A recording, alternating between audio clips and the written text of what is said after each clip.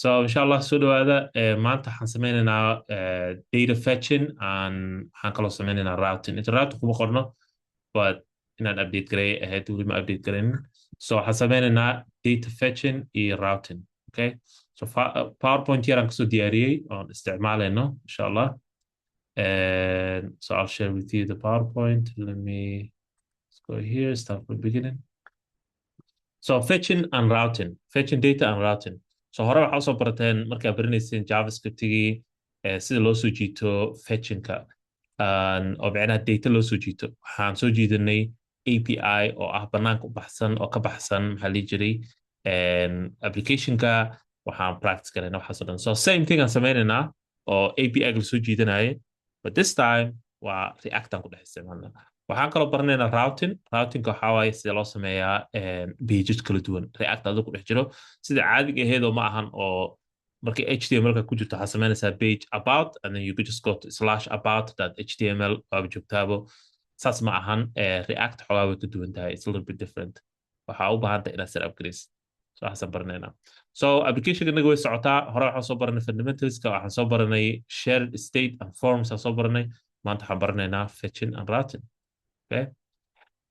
So to upgrade halkan, so waxaan sameynaynaa awal waxaan isticmaalaynay so application-kana waxay haysataa file oo local ah ee kasoo jiidanaysa wixii hadda markaan waxaan sameynaynaa internetka kasoo jiidanaynaa xogta so waxaan isticmaalaynaa API outside aan kasoo jiidanayno xogta okay so u shaqeeya markaa API kasoo u shaqeeya markay noqoto React waxaa haysataa component you have a componentigaada codsii diraysaa codsigaas waxaa waaye camal sida waiter camal adoo diray waaye and then waa la soo celinaya wixii basically waxaa hore u baranay waaye laakiin this time API-ga wuxuu kusoo laabanaya componentigii kuma soo laabanayo HTML file waxaas kuma soo laabanayo componentigoo dhan ayaa waxay samaynaysaa re-rendering wax la dhaho dib ayay isku soo cusboonaysiinaysaa okay so your component is waxaa waa qof oo maqaayad fadhiya camal waaye oo codsi dirsanaya okay qofkaas maqaayad fadhiya codsiga saan dhahnay maxaan ku barnay marka API-ga baranayna maxaan niri codsi API marka la diro laba option uu leeyahay laba maxaa la jiray laba hab laba waxaa ku soo baxaya two optionska API-ga maxaa waaye what are the two options API marka codsi jirto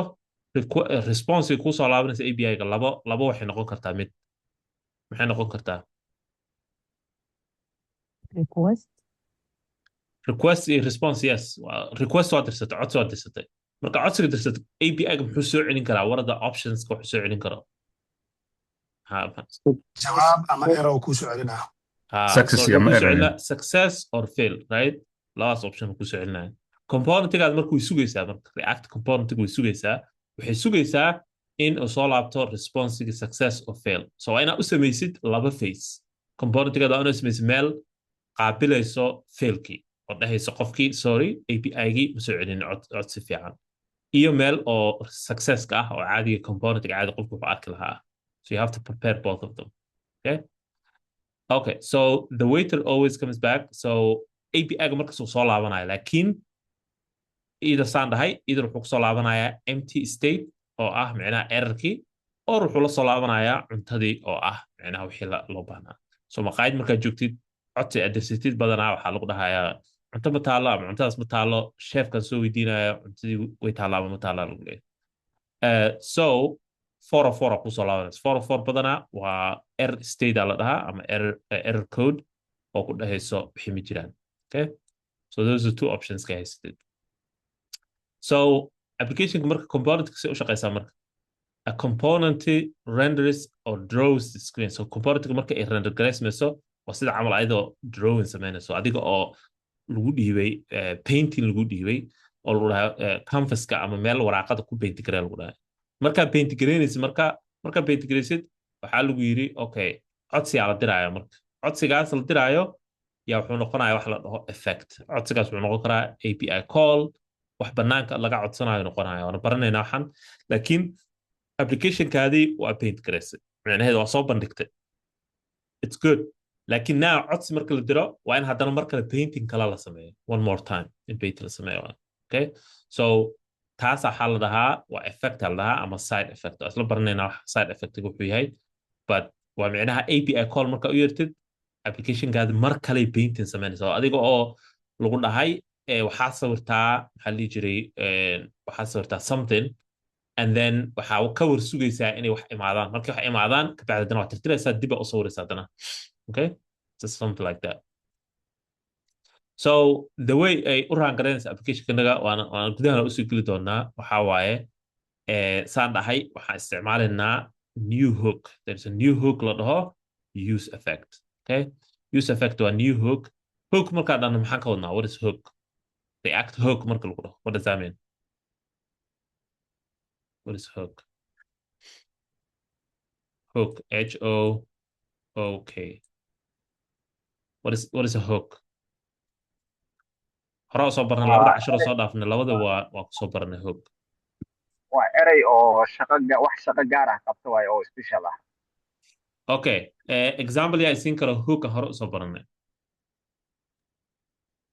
use state iyo form use state yes use state iyo use form yes use state and use form labadaba hook yani marka aragtay calaamadda use micnaheeda waa hooka laga wadaa so waa kana mid kale hadda haysanaa marka maanta baranayna la dhaho use effect use effect shaqadiisa oo dhan waxaa waaye marka it's all job it does is wuxuu ka ilaalinayaa componentiga in ay qalqasho right so markii codsi la diro API codsigaas API-ga componentiga way sugaysaa it's waiting for it to render so codsigaas marka meeshii componentiga ay dhihi lahayd ma hubin inuu soo laabana in kale so waa sii reload garaysmaa meesha dhihi lahaa use effecta isticmaala use effecta waxaan leenahay noo soo hubi inuu API-ga soo laabtay in kale markuu soo laabto kabacdi yaan re-rendering samaynayna oo dib usoo cusboonaysiinayna wixii that's the whole point I'll show you example no and just done inshallah I think PowerPoint again is not doing right okay every request is a package on its way codsi kasta oo diraysid waa sida camal wax package aad dirsato waay okay so saan dhahnay waa inaad sugtid waay sugitaankaas aad sugaysid waxaa haysataa inaad marka hore 3 stages haysataa waa sugitaan in la keenin wixii in la keenay sugitaanka marka laftirkeeda waa inaad u samaysid loading screen wax la dhaho okay loading screen baa la wareeganaysaa u samaynaysaa oo codsigii marka taas markii loadingku dhamaado either inuu dhaho fail or inuu dhaho delivered those are the only two options okay so loading screen kan arki doonaa when you order twice okay so this one is usually and markii API ga laba jeer codsi u dirtid we're just going to skip this one okay it's wuxuu noo sheegaa same thing noogu celcelinaya okay now okay so waxaan ka bixaynaa marka hadda API callkii waxaan gelaynaa routingkii routingkii react waa waxa la dhaho single page application la dhahaa single page application micnaheedu tahay waa hal page waaye react oo dhan the whole thing one page waaye now onekaas page waxaa ku jira components kala duwanaa ku jira component 1 component 2 component 3 components kana marka waxay noqonayaan waa page waaye so this one is page 1 page 2 page 3 okay so now page kana waxaa la rabaa marka in aad adiga kala saartid la rabaa adiga in aad kala saartid oo midba mar uu soo baxo kulligood ay hal mar soo wada bixin the whole thing waa one page this is called SPA a single page application like adaa waxaa la rabaa inaad dhahdid okay comportable ma rabi inay soo baxdo waxaan rabaa comportable inay soo baxdo okay so that's the single page application conceptiga oo reactga saas waaye so the old way waxaa waaye page kasta waxaa soo fetch garaynaysaa API-ga waxaa soo fetch garaynaysaa serverka react laakiin page-ko dhan hal mar soo fetch garaysmaa so let me show you example ay tusaa PowerPoint-ga ka bixinaa I'll show you example marka there's two ways oo loo sameeyo maxaa la jiray fetchingka okay so intaan fetching gaarin let's talk about let's talk about use effectiga so use effectiga habka u shaqeysa waxaa waaye react waxaa haysataa component haysataa you have a component caadi ah sidaan baranay let's see this loading component haysataa componentigaada marka waxay u baahan tahay information ay u baahan tahay oo ku jiro somewhere in like server ay u baahan tahay serverka marka componentigaada marka habka usually aan ku baranay waxaa waaye waxaa samaynaysaa function la dhaho something like fetch users and then fetch users waxaa gelinaysaa API callkii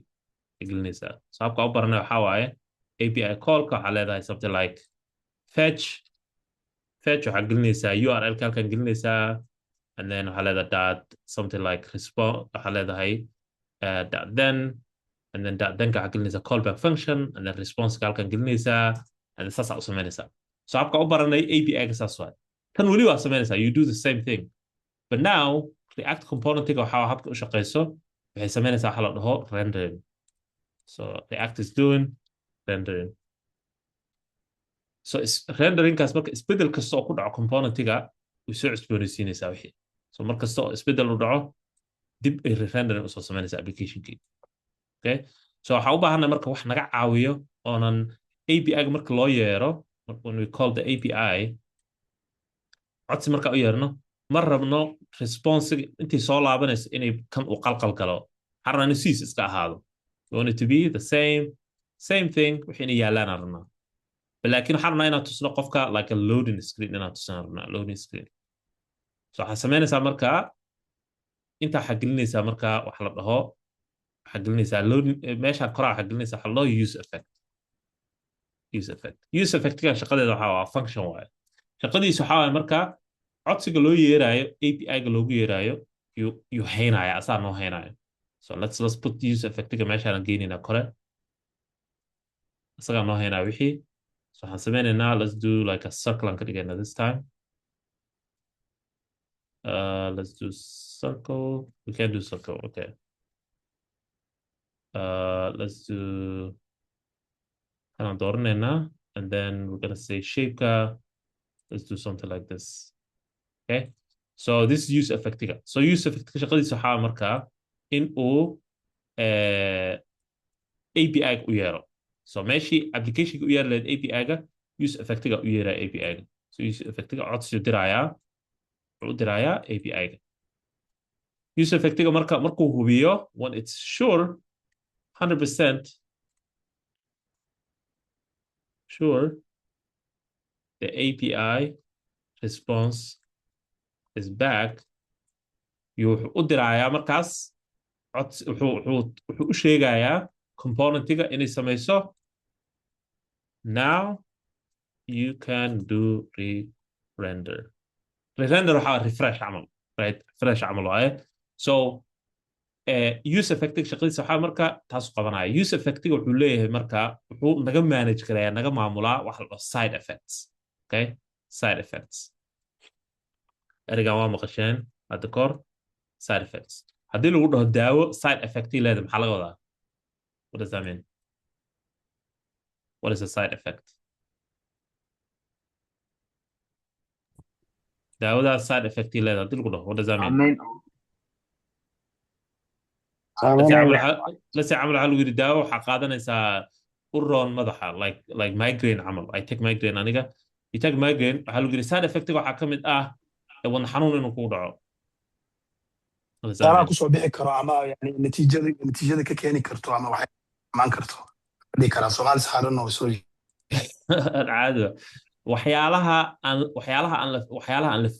la filan karo waa camal side effects waxyaalaha la filan karo ama waxyaalaha dhici karo oona laakiin aanan la hubin 100% inay dhacaan laga yaabaa waxay ku xiran tahay xaaladaada let's say camal haddaa leedahay qof oo hadda kor heart attack ku dhacay haddaa tahay and you take a ton of migraine medication ama qaata ibuprofen or whatever and then waxaa lagu yidhi ibuprofen ama kaniinigan wuxuu leeyahay side effect ah heart attack ma badno laakiin dadku ku dhacaa camal heart attack so side effect-ga waxaa waaye wax ay keeni karto daawada okay waxay ku xiran tahay xaaladaada haddaa tahay qof dhallinyara oo weligiis heart attack ku dhicin anything ma kugu dhacaa heart attack laakiin haddaa tahay qof marar badan ku dhacay heart attack yes don't take kaniinigan ha qaadanin it's not good for you dhakhtarkaa kugu recommend gareynayo maxaa yeelay wuxuu leeyahay side effect heart attack okay side effect waxyaalaha la filinaynin waxyaalaha waxaa waaye waxyaalaha u keeni kara wax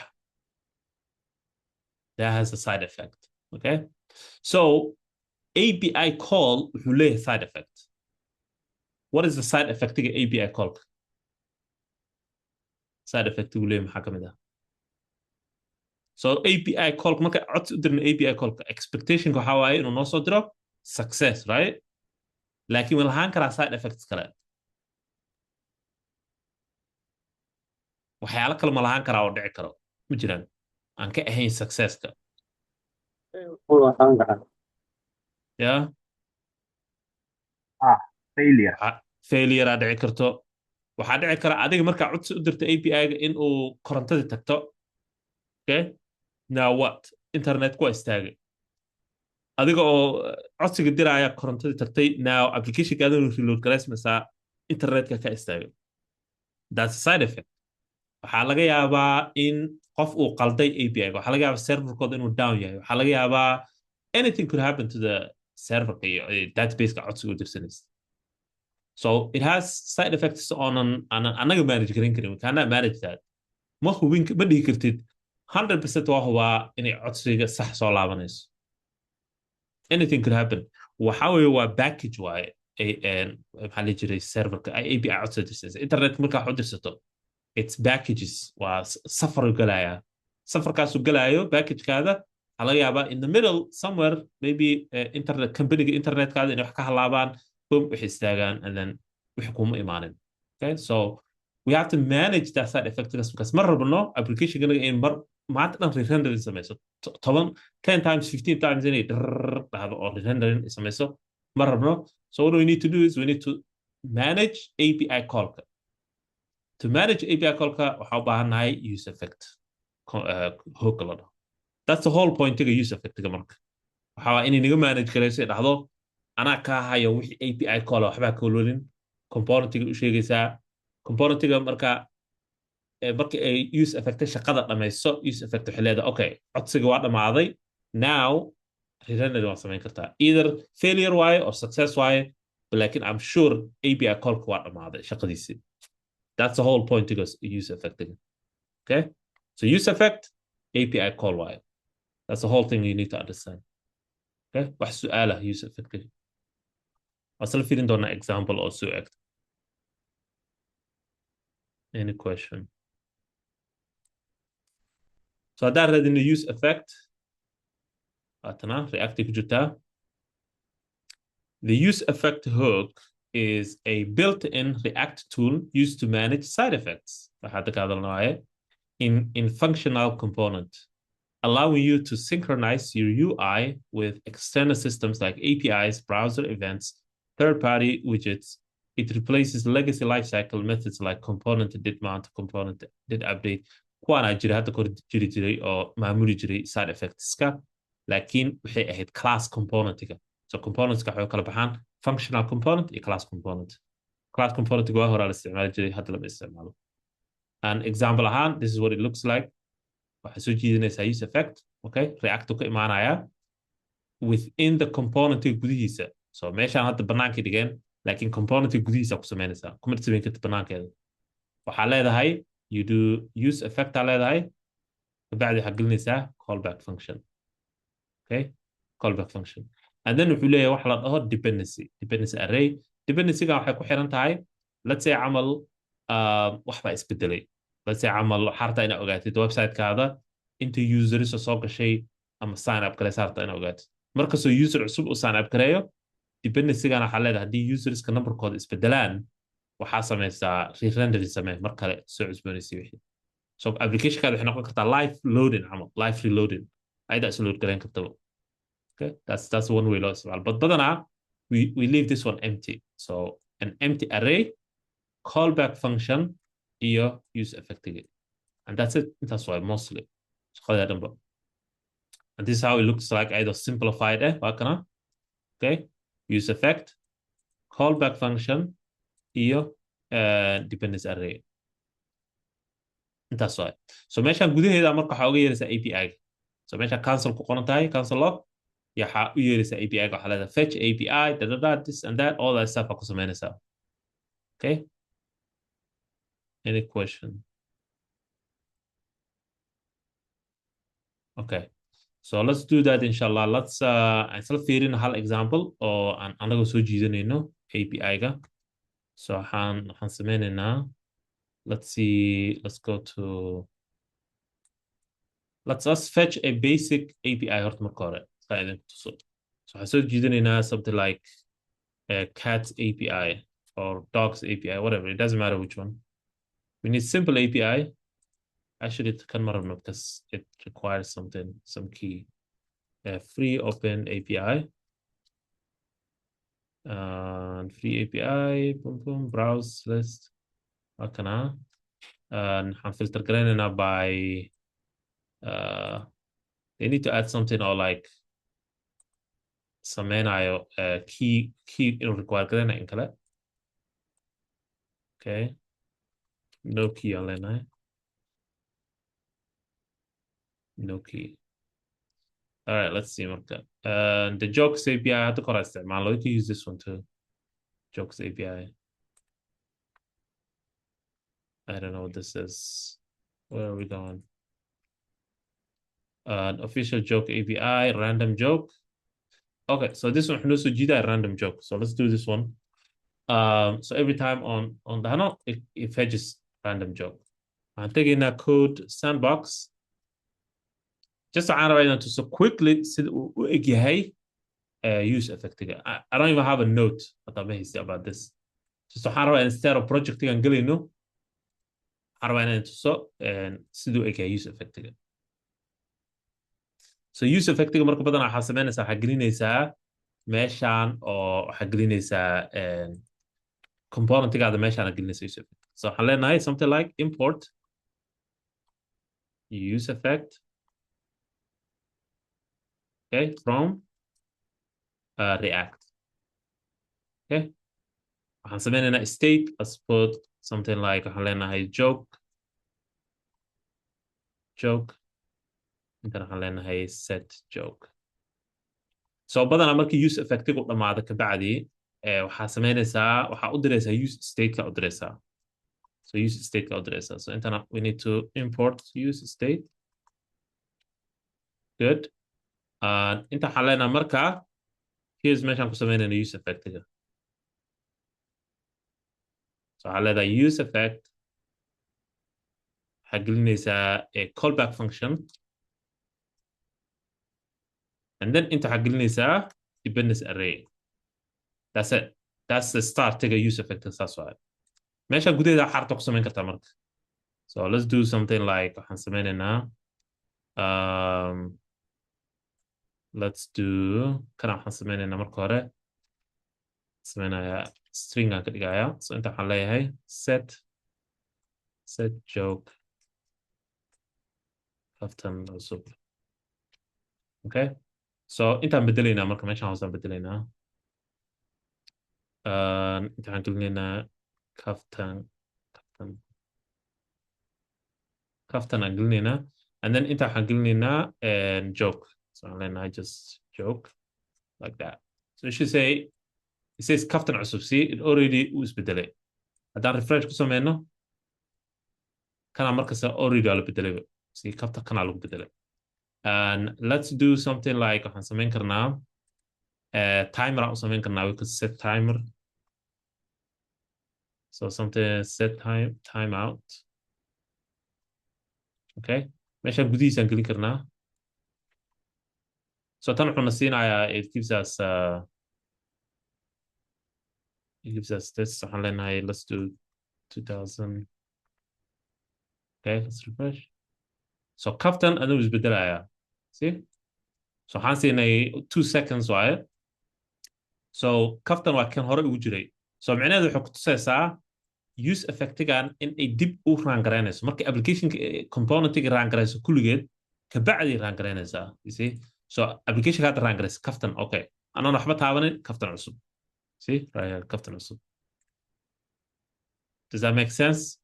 API-gana u yeeraynaa waxaan tusayaa sida u shaqayso use effect-ga in ay dib ay ka raan garaynayso. Dib ay ka raan garaynaysaa. So wax dhan marka ay raan garayaan ka bacdi ay dib ka soo baxaysaa. Give me 1 second qof ay soo no, never mind. And marka ay raan garayso ka bacdi ay dib ka soo baxaysaa. Does that make sense? Any question about this?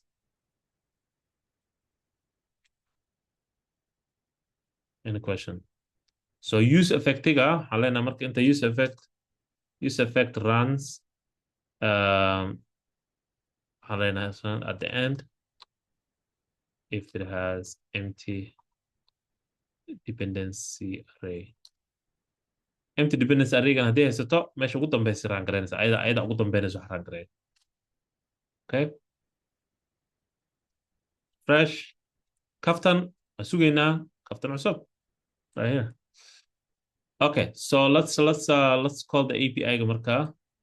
So waxaan leenahay, and let me know inshallah if you have a question, make sure inaad haddii aan waxba steps hal mar ma nagu soo celin kartaa hor alee. So steps waxaa marka ugu horeysa step ugu horeysa waxaa u yeeraysaa use effectiga u yeeraysaa. Step 1 get use effect from React. Okay, saan camal you just import sida camal waxaa use state camal waaye. Marka ku xigto waxaa waaye step 2 set up use effect like this markaan waxaan ka wadaa saan camal. Uma baahni waxaan tahay markaan waxaan anaa iska geliyay, but mainly this is how it is. Taas leewaay. Inta marka gudaheeda waxaa samaynaysa API u yeeraysaa. Inta waxaa waaye step 3 call your API here always. Okay, API gudihiisa ama waxaa samayn kartaa function aan samayn kartaa API u yeeraayo, laakiin functionka intaa uga dhex yeeri kartaa. So you execute the function here. Bannaan kuma samayn karta API kuma yeeri karta. Okay, those are the steps. So waxaan rabnaa application goalka waxaa applicationkanaga in aynan qalqalin oo API marka loo yeerayo inaynan dhihin okay API ma soo laabtan ma soo laaban, I'm not sure, ma hubi waxdan waxaa takir garaynaa meeshan gudaheeda. So let's call the API jogan API ga u yeerno. This one we could just say something like function yaraa samayn karnaa inta gudaheeda. Waxaan leenahay const fetch, waxaan leenahay API. Okay, let's do that and then equal to waxaan ka dhiganaa asynchronous aan ka dhiganaa inshallah. 1 second. So asynchronous aan ka dhiganaa, so inta waxaan gelinaynaa async. So use effective gudihiisa waxaa u yeeri kartaa function kala ku dhex samayn kartaa. Inta waxaan leenahay markaa let's do waxaan leenahay await fetch. Inta waxaa u yeeraysaa API ga. Let's do okay variable aan u sameynaa ama kanaan yareynaynaa malaha. Fetch waxaan leenahay marka inta and let's do variable aan inta u sameynaa const response. Okay, inta waxaan leenahay response-ga marka hore waxaan ka dhigaynaa waxaan wax hore usoo baranay response, and waxaan ka dhigaynaa waxaan leenahay data aan leenahay response dot json like that, and then waxaan soo celinaynaa return waxaan leenahay data. waa fiirin doonaa we'll see wax uu soo celin doono. weli maana yeerin marka functionka we didn't call yet. Into related if you want to render collection. Okay, array. Okay, so okay waxaan sameynaynaa marka inta waxaan leenahay let's do kan horta naga bixi. Let's just say joke here so errorkaas nooga baxo. Inta waxaan leenahay let's do waxaan leenahay fetch API functionka execute garaynaynaa markaas. Okay, and then aan dhahno inta cancel log inuu noo soo laabana marka hore fiirinaynaa data. Right, so aan fiirinayna wax noo soo laabteen kan aan furaynaa.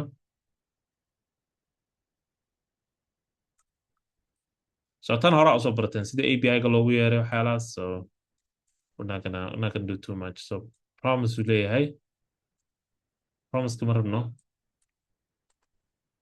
waxaan rabnaa xogta soo laabanaysa rabnaa response dot json. Horta responsiga aan fiirino wax soo laabanaya got it.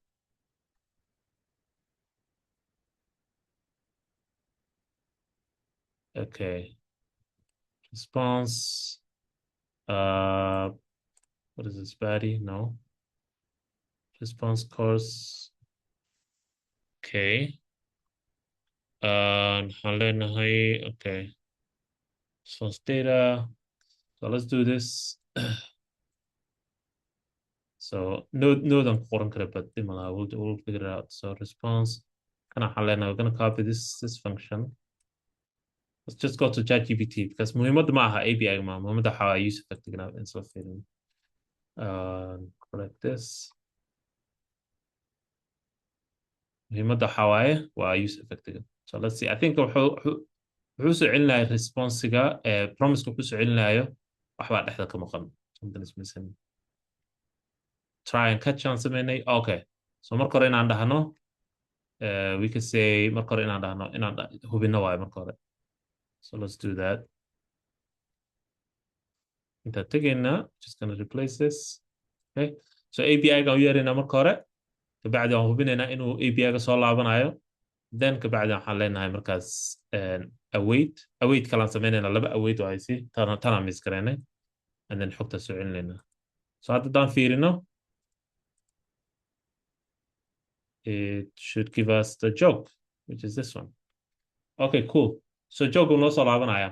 So hadda se u isticmaali karna marka joke waxaan rabnaa inaan soo bandhigno setup iyo punchline inaan soo bandhignaa rabnaa. So what we do is we go back. Remember hadda kahor aan sameynay tan. We did something like this.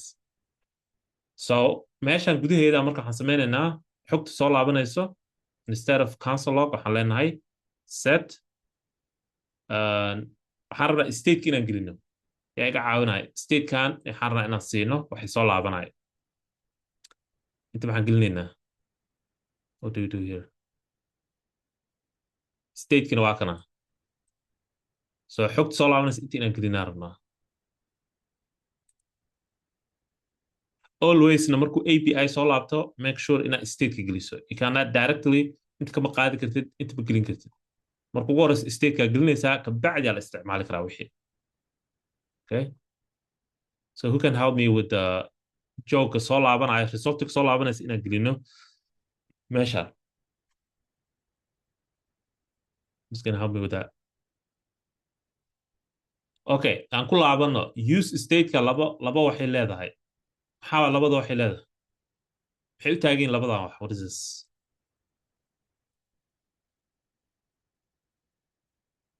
laba casharaan kusoo qaadanay anyone wanna waa joker midna waxaa waayana maxaa la dhahayay markii update gareynaysa set joke malisa right okay so kan set joke waa marka update gareynaysa kan joke ana update gareynaysa doa so all we have to do is set joke ana isticmaalno meeshaan gudaheeda to call it there yeah kan sidaan kan u gelino wixii soo laabto so that's all it is okay so set joke and then just xasinaysa xogta soo laabanaysa data that's it okay so hadda kabacdi haddii lagu weydiiyo lagu dhaho stateka see wax loo geliyaa kan inaa isticmaashid doa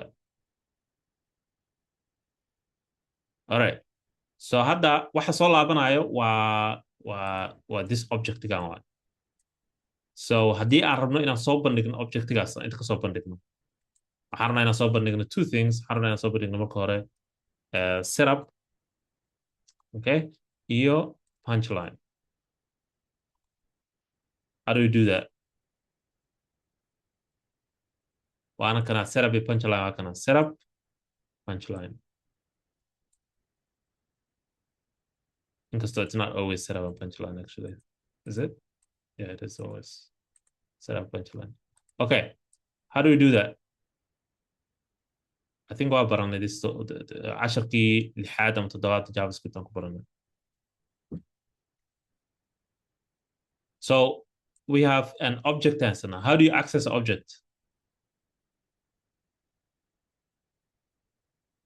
Object selo access kara. This one was week 4 or 5 ahead. Marka baranay object iska selo access kara.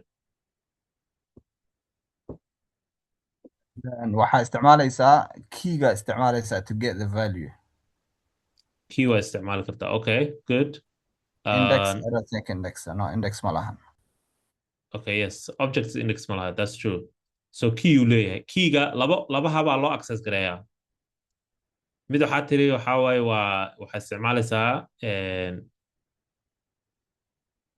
laba nooca loo isticmaala mid waxaa isticmaalaysaa square bracket midka kale muxuu ahaa objectives loo access gareeya notation.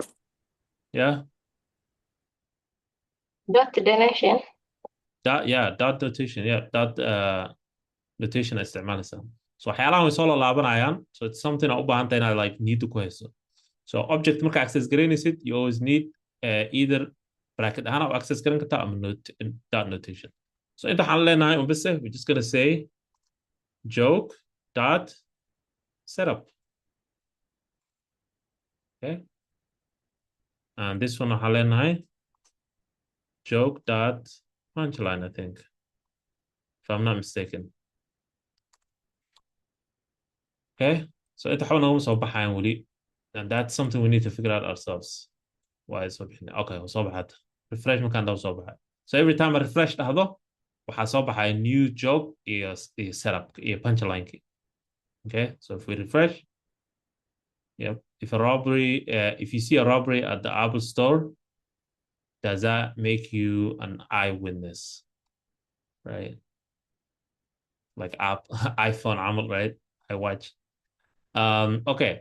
So maxaan sameynay marka hadda, what did we do? waxaan sameynay state aan setup garaysanay oo noo sii diyaarsan. maxaan ku ogaaday inaan halkan geliyo object ama aan ka tago ama aan geliyo array? Why? How did I know that? ii sheegi karo. dib haddaa ugu laabatid API-ga u yeerno, maxaa uga jeeda halkan wadiisii?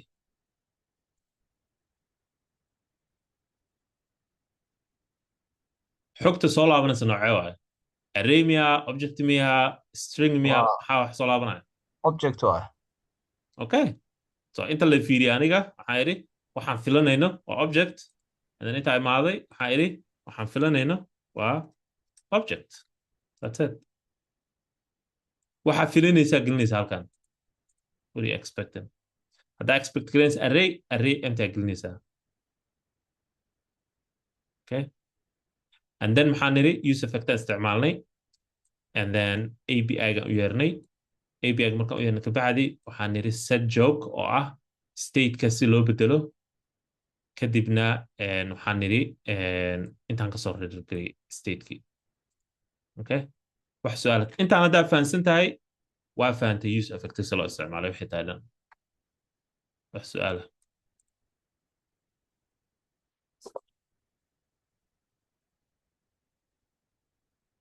Any question?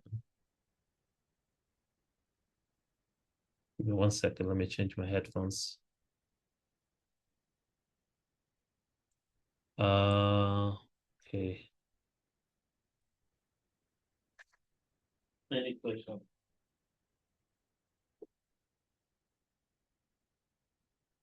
Okay. So tan waa isla fahnay. Now the next one waxaa waaye waa the routes. How do we understand the routes? Okay. waxaan rabaa inaan idin simplify garay. We don't want to get into a bigger project and then wixii adinkoona fahmin si fiican u fahmin. Right. So kan waa fahanteen, like use effective u shaqayso waa just API call. Okay. Anything oo API call leh waxaad dhex gelinaysaa use effective and that's it. Now let's say camal dependency-gaan rabtaa inay shaqayso. Dependency-ga habka u shaqaynayso waxaa waaye haddii lacala ka soo qaad aad rabtid in a let's say camal waxaan dhahnay inta waxaan gelinaynaa joke oo arki doonta waxa dhici doono. It's gonna start refresh itself non-stop. Refresh that. See what happened? We don't want that. They're gonna block us for API.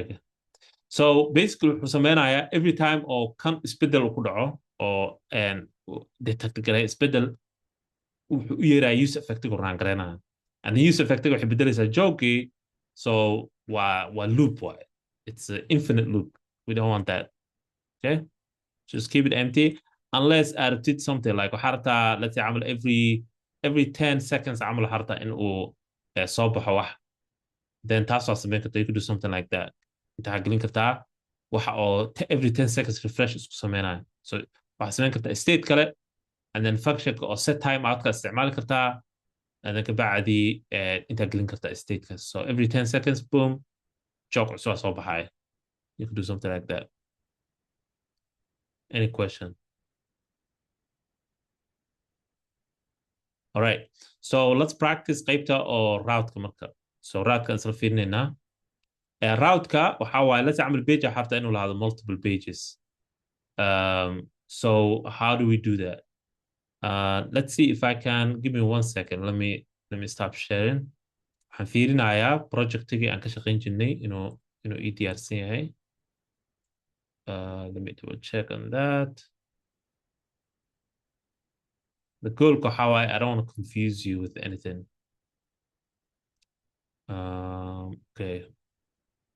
Okay dhib ma laha kanaan si isticmaalaynaa oo kii hadda aan sameynaynay ma isticmaalina kii daryeel waxaas ma isticmaalina. The goal waxa waaye we need to simplify things. We don't want to complicate. So hadda kan one file waaye waxaan rabnaa inaan ka dhigno multiple pages inaan sameynaa rabnaa. So let's style it a little bit. waxaan sameynaynaa let's components aan sameysanaynaa marka hore folder components loo ama let's call it actually pages instead of components. Pages. waxaan sameynaynaa page la dhaho about waa component ugu still about.jsx page ma aha waa just component waaye iyo waxaan sameynaynaa mid la dhaho let's call it like contact.jsx. Okay, let's keep it at that. And then waxaan sameysanaynaa components na sameynaynaa pages na sameynaynaa components na sameysanaynaa components ka waxaan sameysanaynaa mid la dhaho navbar.jsx because waxaan rabnaa navbar ka kor inuu joogo. And by the way, I'm doing all this from top of my head, so if I mess up something, just be patient with that. Okay. Okay, so navbar wuxuu noqonayaa waxa micnaha naga caawinaya inaan sameysano URL. Okay, intaan taas gudaha usii gelin waxaan rabnaa inaan fahanno what is the difference-ga u dhexeeya waa maxay maxaa la jira navigationka caadiga ah oo aan pages kala duwan aadayno iyo react u shaqeyso. So let's see the difference-ga. waxaan tegaynaa let's go to our website. Go to Gaby School. Gaby School waxa waaye the traditional way ma ahan a react ma aha barnaamijka. waan tegi doonaa website react. So the difference-ga waxa waaye habka u load gareysmayo website. So let me make it a little bit slower. Actually, it's already slower. I don't know like why I kept that. Okay, now let's go to like mentorship adina. So website can reload or something. It's doing reloading. I'm taking teen tech reloading. I'm taking AI for business reloading. I'm collabing in a home reloading. Okay, now what I expect garanaysa marka waxa isleedahay okay, this is not efficient. Habka waxa efficient aan leeyahay hadda mentorship da ku laabano. Remember hadda dhow load gareey, but it's reloading again. I think we can make it even slower.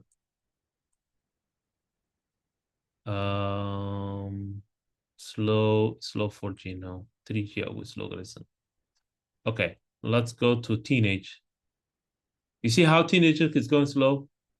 Even though hadda do joogni mentorship hadda do Somali joogin oo ku laabanayna hadana it's loading still. What is happening? Waxa dhacay? yaa ii sheegi kara waxa dhacay markasta oon like mentorship click siiyo. What is the process ka dhacay? What is the steps ka dhacay maxaa waay? yaa qiyaas karo. There's steps yaa jiro. Anyone? Isku dayi kara ma jiraa? Okay, let's go through the steps marka isla fiirino. Gonna do quick drawing or steps kas.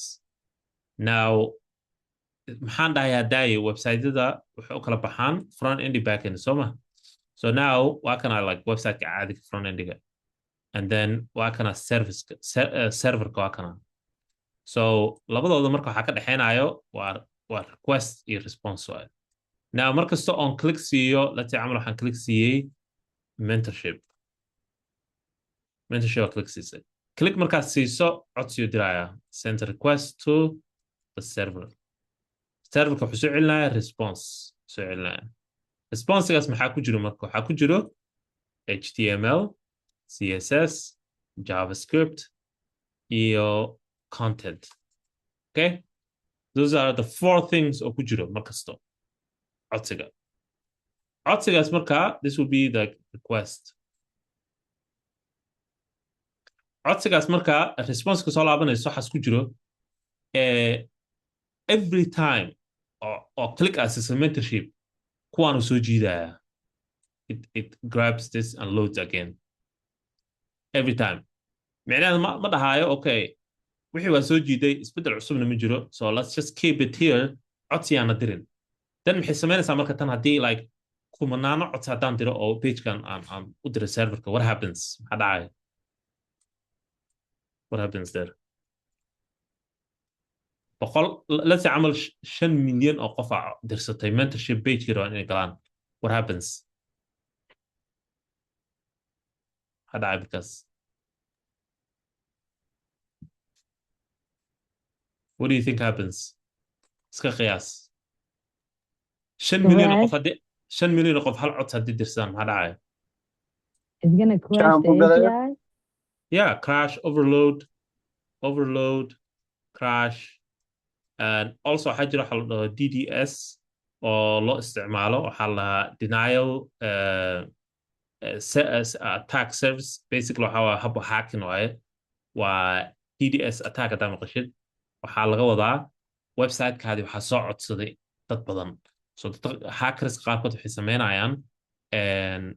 sameynayaan computerri qaadanayaan oo badan oo dad kale leeyihin adiga computerkaada camal la haystaaba mana ogid computerkaada la isticmaalayaa adoona ogeyn yaa codsi waxaa loo diraa website lase harta website inaad suuqa ka bixisa harta then intaas milyan oo computer yaad soo jiidanaysaa website waxaa jira xataa offer garay waxaan oo u diraa codsi fara badan jiro now websitekaadii ma qaadan karo intaasoo load and then it crashes right so this is in markas codsi la diro is inefficient way it's not efficient at all even hataa iska ilow overload kan iyo crashing kan attack kan iska ilow just within hal qof bas inuu diro 100 request camal isla maalinkii ama 20 ama 30 uu diro why page isma bedelaya there's nothing is changing right nothing is changing in mentorship-ka it's not like social media ma sida Facebook camal or something it's just a static website oo wixii isbedelaynin waa yes every once a while aniga wax ka bedelo but not every day wax kama bedelo every minute wax kama bedelayo so that way you need something saan aha u baahan tahay you need something different there waxaan u baahannahay something completely different than that so let's come up with a new way or to come up with solution for that waxaan u baahannahay yes this is the server and this is the mentorship key mentorship and then this is the server okay waxaan u baahannahay wax hal mar codsi jiraan u baahannahay one time codsi okay request one time request laakiin halkaas codsi wixii ka dambeeyo no more request so request and then one response now from now on codsi kale markaad dirtid one click markaad samaysid hal mar u diraayo one round waaye from there on html-ki iyo wixii dhan waxay ku nool yihiin waxay ku noolaanayaan within the browser right here you ku nool yihiin now you don't need to do codsi kale marka every time aad kusoo laabato pagekan already way taalaaba xogta way taalaa you don't need to do another request so this will be one time request okay one time request so instead of million requests you have one time request and then from there on qofka computerkiisa waxay ugu jiraan this is the computer qofka computerkiisa waayo and then waa usoo jiiday wixii and that's it it's done so let me show you a website oo noocaasa there was a website aan sameeyey la dhaho let's actually go to my Alif Cloud website this is my other business key kala waayo software aan dhisay waayo okay so Alif Cloud waxaa lagu dhisay React okay React ku dhisay so now the minute aan soo galna hadda Alif Cloud all the pages are so load already they're already here all of them so featureska serviceska pricingka Islamic schools blog they're already here kulligooda way joogaan hadda computerkayga ku jiraan serverka hal mar cod soo dirnay and everything waa loo yeeray hal mar isn't that better saas soo kama fiicno in marka soo codsi aad dirto teen tech codsi kale then waxaa ku laabata mentorship codsi kale serverka and then teenager ku laabata codsi kale. That's very annoying, especially for serverka. Not good. React waxay naga caawinaysaa waa one time load. It's all done. Okay? If you say refresh halkan, yes, codsi kale diraysaa, but that's it.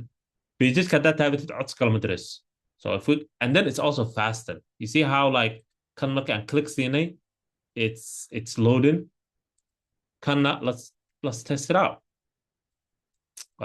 We did the same thing. We 3G and category, and let's go to solution. You'll see it's like instant to like there's no loading. See? Pricing, instant. Islamic schools, instant. Islamic schools, there's a little bit of it. Because حق بدن على سوجيدا مالا كان سوجيدا حق له. Over 10 thousands of schools are kujiro. So that one is different. Okay, that one API kali u yeerisa. Okay, blog instant. Inkastoo oo qoraalada blogga is taking a little bit longer, you see? Iyo sawirada. But it's also instant. Solutions instant, features instant wire, all that. And then if we go down to pages kale, which would be like contact has. So this would be like the contact page would be instant. Waa joognaa contact and about waa instant. So kaasaa joognaa. So it's all instant. And kulligood instant waaye. Waxaas waxaa keenaya React. That's React. Because pages got no solo load garaysay to start with the whole thing. Okay? Any question? So this is the traditional way of server-side loading. This one. This is called server-side loading. So let's write that down. This one is server-side routing. SSR. Madam Rashid, kan so kana markas markii click la sii maanta soo load garaysmay. Kana waxa waaye, this is called client-side routing. CSR, yeah, CSR. So if you had the interview with the CSR maxaa hadii lagu dhaho waxaa leedahay client-side routing, hadii lagu dhaho server-side routing maxay ku kala duwan labada hadii lagu dhaho waxaa leedahay server-side routing wuxuu codsi u dirayaa serverka every request, every time you click anything wuxuu codsi u dirayaa serverka. Client-side routing waa one-time request, everything hal mar ay soo laabanayaan, and then from there on page kasta oo tagtid waa instant waaye. Okay? سؤال question about that. That's the difference again. Any question? Okay, so let's set up a quick page area and set up garanayna oo aan ku baraaweynayna. So waxaan ku laabanaynaa barnaamijkii aan fiirinayna example-ka ahaa. So barnaamijkan I don't have any like wax uma hayo, so let's just come up with something. Waxaan sameynaynaa waxaan leenahay, let's come up with function navbar. Waxaan leenahay, just gonna do return. Waxaan leenahay, this is the navbar wise, so let's do div, quick div aan sameynayna. Okay, waxaan leenahay div, and then waxaan gelinaynaa, let's do just put a h2 for now, oo dhahayso navbar. Waa bedeli doonaa. Okay, and then export default navbar. Okay, and then pages we'll keep them simple. Badan ma gelinayna ayaga, so ayagana saan leenahay. Let's just copy kan isaga lay bedelaynaa. Waxaan leenahay about, and then about. Kana sidoo kale leenahay contact, and then contact here, and then kana contact. Okay, so waxaan haysanaa laba page iyo waxaan haysanaa navbar. Navbarka waxaan samayn karnaa hadda waa sii habeyn karnaa. So let's do something like waxaan leenahay, how do you usually navbar si loo sameeyo? Sida HTML-ka saa xasuusataan leewahay. There's not wax weyn ma jiro. There's not a big huge issue here. So waxaan sameynaynaa first, waxaan sameynaynaa, let's do we could do header. Sida camal HTML-ka aan samayn jirnay. Header. and then inta waxaan gelinaynaa let's do a h2 waxaan leenahay let's come up with something an idea waxaan leenahay your jokes okay let's call it your jokes h2 this is the website magaciisa waaye intan waxaan gelinaynaa nav waxaan leenahay so waxa xasuustaa navka saan u sameynaynay you just put in a tag waxaan gelinaynaa a tag href hreftan waan bedelaynaa so just keep that in mind tan waa placeholder waaye for now wax kala isticmaalayna aanan ahain href so inta waxaan leenahay this one is a home wire so let's just do that waxaan leenahay home a and then kan waxaan leenahay a tag href waxaan leenahay kan let's do about home waa kan aan kasoo bandhigayna jokeska and then about kana waa kan oo about the website ka and then contact so these are all just placeholders for now but the bedeli doona in a minute about not about contact and then boom contact okay all right it's going to be very simplistic website wax weyn ku jiri doonaan so keep that in mind now kuwaan marka kuwan sidaas ka ahaadaan intaan tegaynaa so haddaan rabno inaan isku xirno we need to grab everything from inaan soo import garayno waay okay so waxaan leenahay import navbar from meeshuu ku jiray navbar slash components slash navbar okay and intaan tegaynaa waxaan gashanaynaa meeshaan kore so now it should show the links key okay what did we get wrong export default navbar okay that's good maybe kan aan naga qaldan no this is correct components okay navbar gudihiis ma wax qaladna navbar export default navbar everything's good really inta can assign only property message that's navbar unexpected token gudihiis wax ka sheegaya head okay nav all this is good I don't see the issue can okay waaye about contact okay Aga export defaultiga ku noqo export defaultiga ma qaldan laba semicolon u baahan malan I think semicolon yeah no spelling defaultiga qaldana saan waxa ua aan ka dhigay inta meesha au yeah so it's working now see waa kuwana it's not pretty but we have qaybta navbarka wixii and then we have the home page ka so now xarabna marka pages kan hadda if we click about wixii haddaan click garayna let me just put in some css angelial kan let's put in just waxaan gelinaynaa let's put in waxaan gelinaynaa item let's put in margin left 20 pixels so inta waxaan gelinaynaa let's put in class name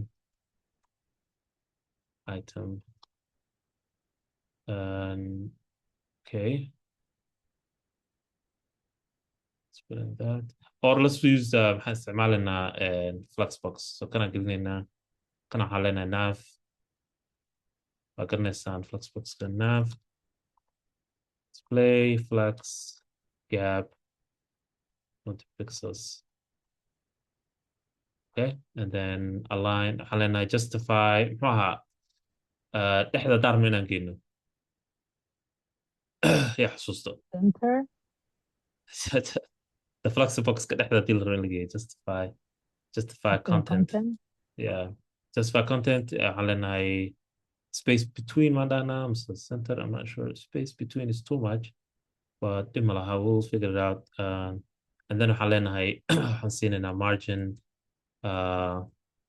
waxaan siinaynaa let's do something like 20 pixels let's do something like 60. Okay, that's fine. I think this one's too big, so waxaan leenahay 10. Space go ahead. That didn't make any difference, did it? Okay, that's fine. Okay, so page-ka marka and I don't know, click let's see in a page. So if we click about that, nothing happens. See? Refresh lo sameynaya, kan refresh sameynaya. Refresh marra inu sameeyo. We don't want refresh inu sameeyo. Okay? So the goal is in each page like see normal. And to do that, waxaan u baahannahay package aan u baahannahay. Package aan u baahannahay. So npm install package na soo jiisano. Packagekaas waxaa la dhahaa React Router DOM. Okay? React Router DOM waa package shaqadeeda tahay inay naga caawiso managing pagekan si iskugu xirxiran yihiin. Okay? So this is really, really important. Aad muhiim u tahay inaad garanaysid React Router DOM si u shaqayso. Waa package qof sameeyo waaye. It's not like it's one of the most used. So weekly download 43 million weekly download. So it's really, really like most famous one. So how first, so did you say that? Luckily, this whole thing I استعمال in the code sandbox ka. انت قاعدين كرتا. You can just look for here React Router DOM, and then you could install it. Let's go for React Router DOM. Where's React Router DOM? So we install it. So install karena. So intaas la kan ina wax badan maaha. If we look at the package JSON ka waxa ku jiro React Router DOM waa kana. Okay? So already noogu jira. Okay. Next waxaan sameynaynaa couple of things u baahan tahay sameys marka. To set this up. Setup u baahan yahay. Setupkiisu ugu horeeya waxa waaye inta xaq soo jiidanaysaa dhowr waxa ka soo jiidanaysaa. Parsing soo jiidanayna waxa waaye. So let's go here. Halena import. Waxa soo jiidanaysaa wax la dhaho browser router. I think that's how it is. Maskaxdan ka keenaya, so I might be wrong. Browser router waxa ka soo jiidanaysaa router waxa la dhaho route iyo waxa soo jiidanaysaa routes. Maybe router can be jiro. We'll see inshallah. From React Router DOM. Okay. Dhowrkan waxa u baahan tahay marka you need these guys to set things up. Ya u baahan tahay. So the goal waxa waaye marka waxaan rabnaa inaan isku xirno pageskan about a contact inaan isku xirnaa rabnaa oo markii click la siiyo about oo page about soo baxo bas oo ka baxo maxaan meesha ka baxaan oo kan home ku yaala ka baxaan meesha. Marka home ka dhag la siiyo inaan intuu soo laabanaa rabnaa. You want to come back here meesha setup ka dhehayso. That's the goal. So intaad tegaysaa navbarka hoostiisa because navbarka gudihiisa ma gelinayso wixii navbarka waxa waaye waa wixii maamulaya waa wax dhan. So asaga hoostiisa yaa sameynaysaa waxa leedahay browser router. Okay? Labada gees waxa ka marinaysaa marka wixii aad u baahnayd halkan. Let's actually skip this one. Let's get this one. Kind of home also in page kind of home also in. I think that's easiest. So home.jsx. Wixii ku jira inta gelinayna home-ka. Okay. So waxaan dhan iska bixinayna let's get rid of qaybahan dhan. Part iska bixi, we don't need that. Kan iska bixi. And then also waxaa ka bixisaa. Let's go back here. Punchline waxaan gelinaynaa inta. So home-ka asaga gooni waayo ma u baahnaana inuu lahaado. App.jsx home-ka nooma noqon karto. Because app.jsx oo midda maamulayso maxaa la jiro component-yaasha kala duwan. Tan uma baahnin. We don't need that. Okay. Let's go back to app.jsx. Import. Waa soo import karin doonaa kulligood. So let's get rid of this first. Leedahay browser router. Okay, so waxa dhan waxay soo dhexgalaya soo hosgalaya marka browser router ki soo hosgalaya waxa dhan. So all the components kan sameynay oo about home contact kulligood intay soo hosgalayaan. Okay? So the way we soo hosgalayaan waxa waaye marka hore waxa leedahay let me double check router kan. Waxaan leenahay React Router DOM setup.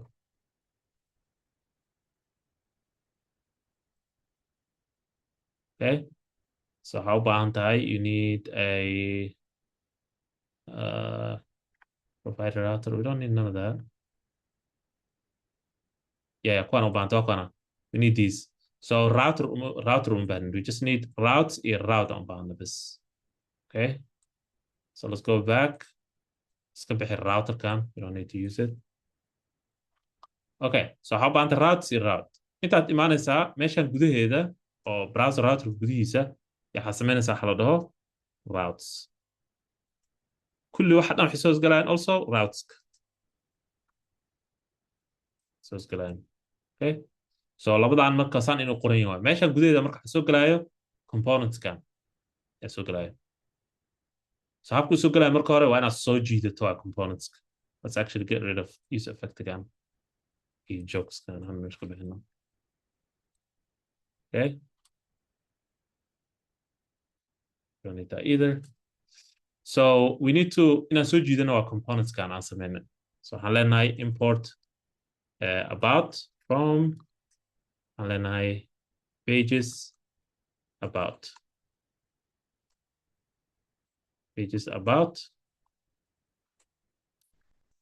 okay, sidoo kale import contact from /pages/contact,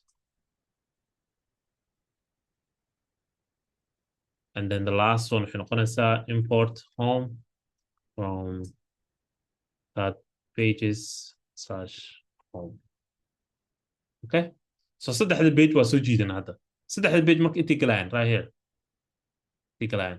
So habkay u galayaan waxaa isticmaalaysaa balkan la route isticmaalaysaa. So the way you do it is you say route leedahay and then waxaa siinaysaa xalda path. Pathkan muxuu yahay?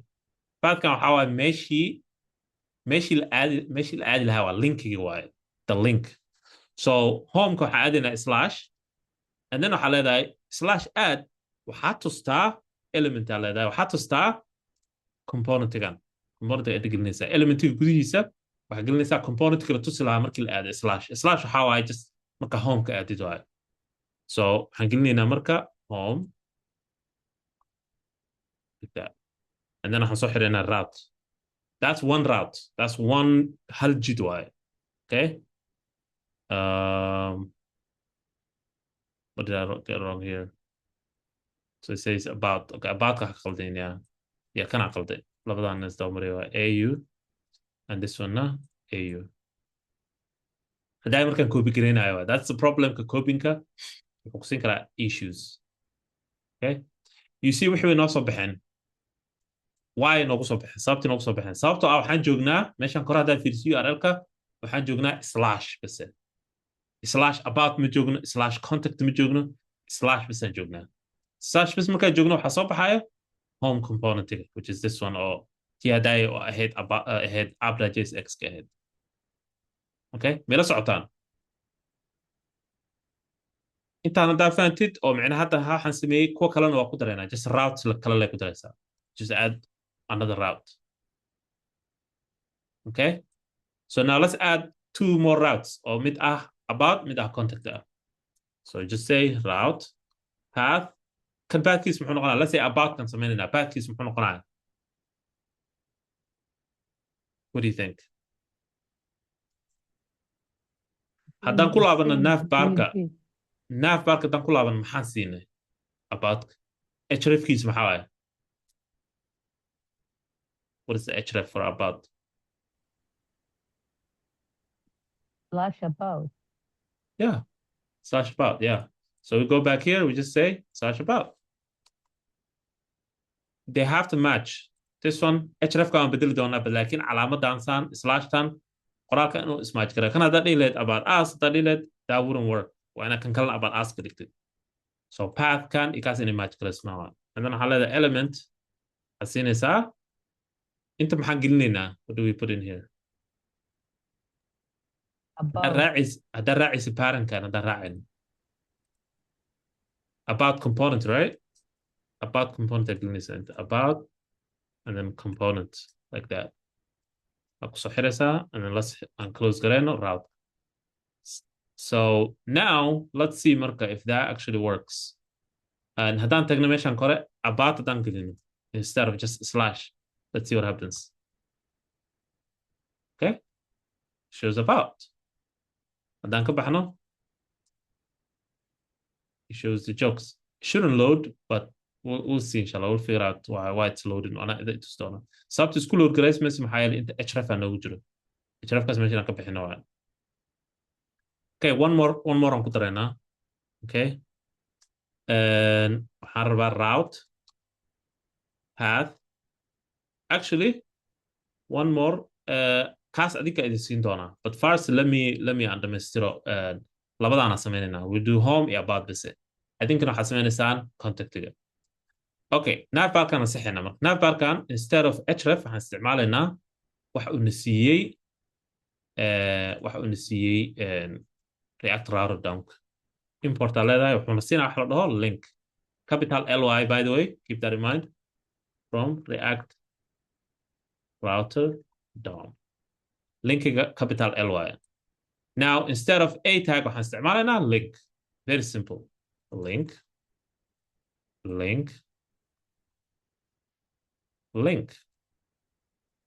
Okay. dhinaca closing kana sidoo kale. Let's close with link. Capital L and capital L. Okay. Now, one more thing marka. That one more thing is href kana bedelina. href kan waxaa ku bedelaysaa instead of href wuxuu noqonayaa to. Kana wuxuu noqonayaa to. Kana wuxuu noqonayaa to. Very simple.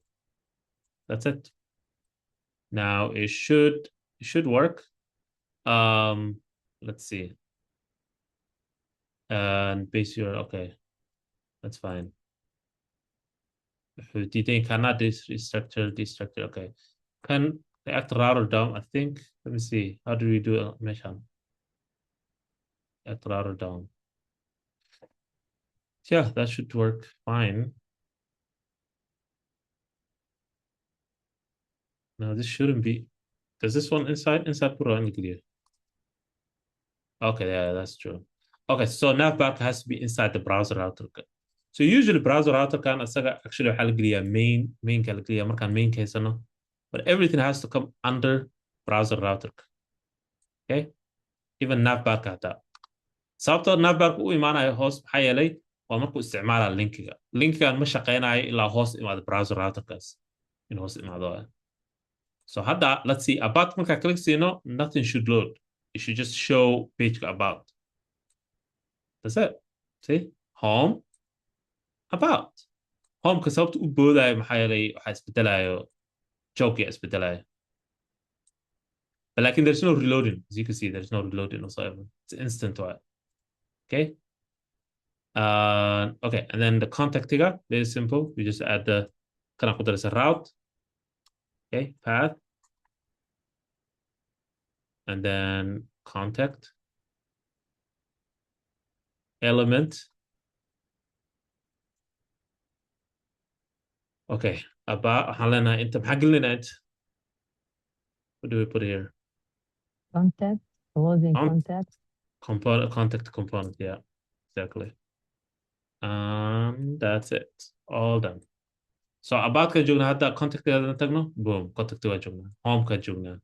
About ka joogna, contact ga joogna. Very instant, right? And all that maxaa keenay React router DOM oona siisay browser router aan dul marinay wax kasta, and then routes aan sameynay. Routes kan waxay exactly la mid yihiin navbarka wax ku jiro oo ah linkska.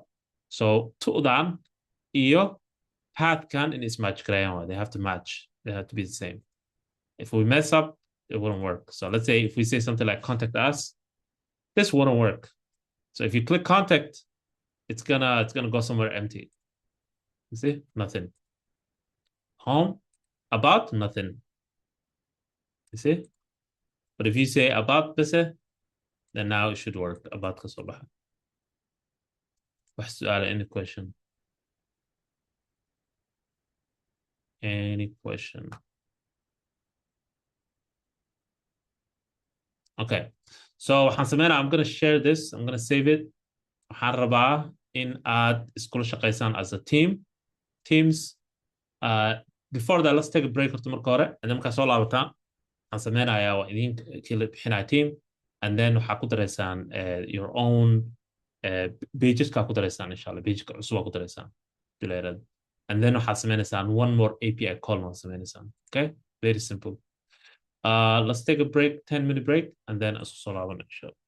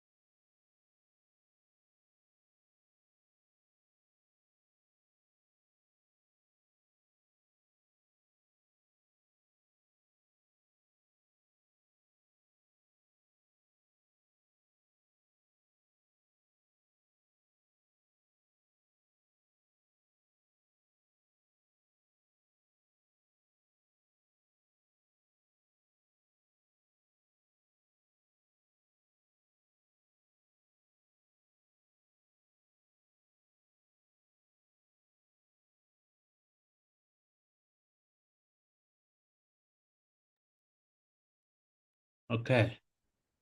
So laabano. Okay, let me see how I can share this. I think I have to change the access online. I don't know what happened there.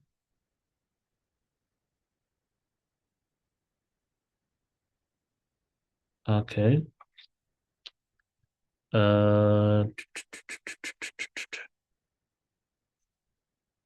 Hmm,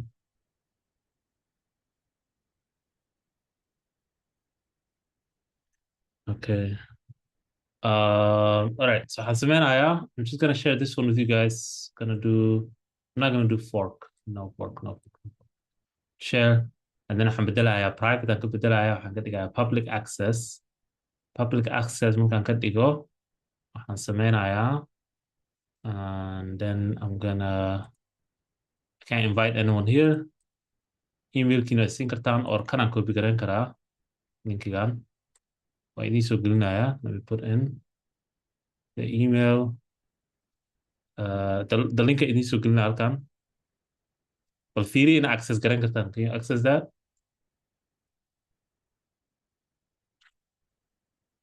One second, sorry. Headphones kan igu jirin bo. Okay, hadda ma maqashaan? Okay, try accessing isku dayba.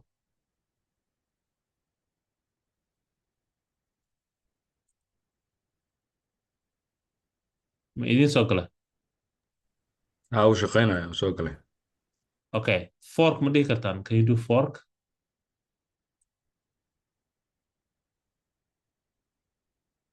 Edit, show open editor. Group, maximize group. No, it's not on it.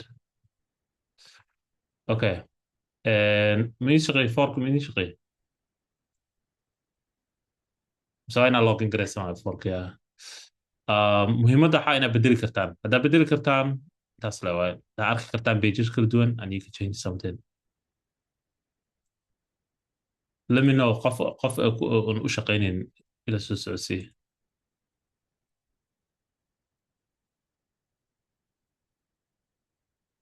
Alright, waxaan sameynayaa. I'm just gonna divide you guys into groups.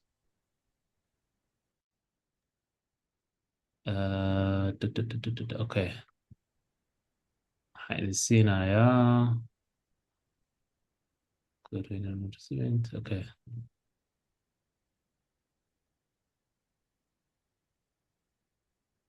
Okay.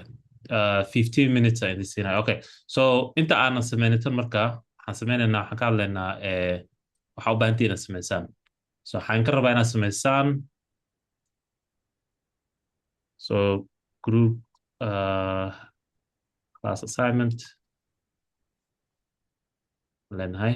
So number one waxaa sameynaysaan create 2 more pages. So 2 more pages aad sameynaysaan. So mid wuxuu noqonayaa let's do so we have about contact home. Mid wuxuu noqonayaa let's see something like noqonayaa jokes.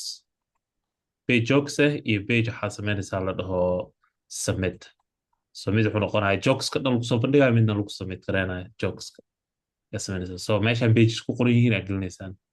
And then next waxaa sameynaysaan marka two and add the link in the navbar. Okay.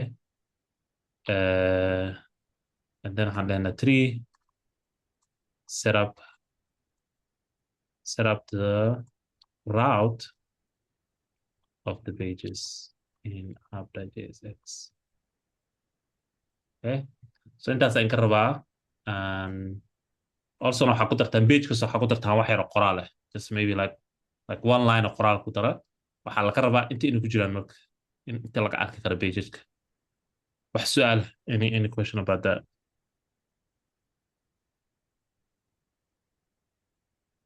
Wax su'aal.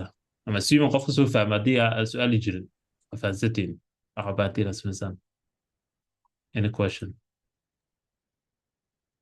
15 minutes may ku filan tahay. I'll give you 15 minutes haddii ay ka dhamaato, we can add more. Okay, so let's open that. Aye, diyaar waxaad ma geli kartaan.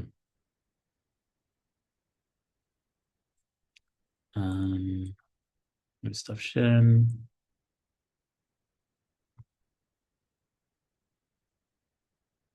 Okay. Umayma, you could go to room 3.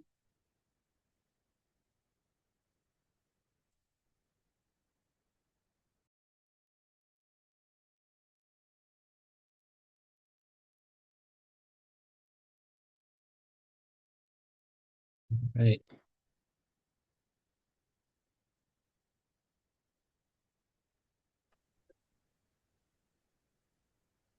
Okay, so do other. Aye. I think waa ku laaban doonaa galaaska. How did it go? Sameynay laakiin ma shaqaynaynin. Aye. I don't know anaga waa if noo shaqeeyey. okay. Well done. So laba page aa ku darteen. That's good. Haddaad soo dhaweyseen caadi waa muhiimadda waxaa inaa isku daydeen. Okay. Yaa nala share garaynaya. Anaa sheergaraynaya hadda ayaan ka shaqeynay. Aye. Okay, let me see.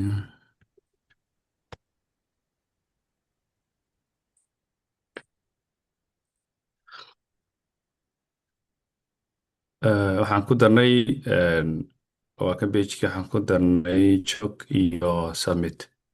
Mm. So placekina waxaan ku darnay labada ruuda ku darnay oo jog iyo submitka. Then iyo waana soo import karayna labadoodii. One. Okay. So create waa samaynay link barkina. Okay, link barka asana noo harsanaa oo componentska ku jiray. So link barkan ku darnay. So waxaan ka muuqdaa joogtii oraal yaro joog family joogo kale iyo submit gaan ka soo baxaya. Good. Looks good. Okay. Yeah. That's most, yeah, that's it. That's mostly it. Good job. Good work, guys. Yaa kale nala share garayna qofka ma jira isku day. Waxaad isku dayid waaye waa just trying your best. Anyone else?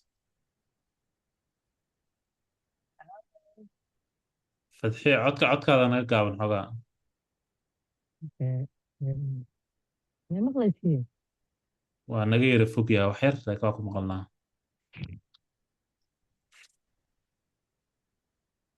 وزني أسكبح في البلاد Waa naga fog tahay. Earphone isticmaalsaa. Headphone isticmaalsa laga yaabaa kaa fog yahay headphone-ka ama هذا ما مقليسان hadda si fiican haa. aniga waa sheer garaynaya aniga waa sameeyey laakiinse ma garanaya aabka isnaan ranin Okay. Last time kuma rangarin, I think was something to do with the baby browser kaada. Yeah. Dhima laha. Code kan fiirin karnaa. Let's check the code. this is the joke Okay. where's submit bismillah and this is the sounds good. page. Good.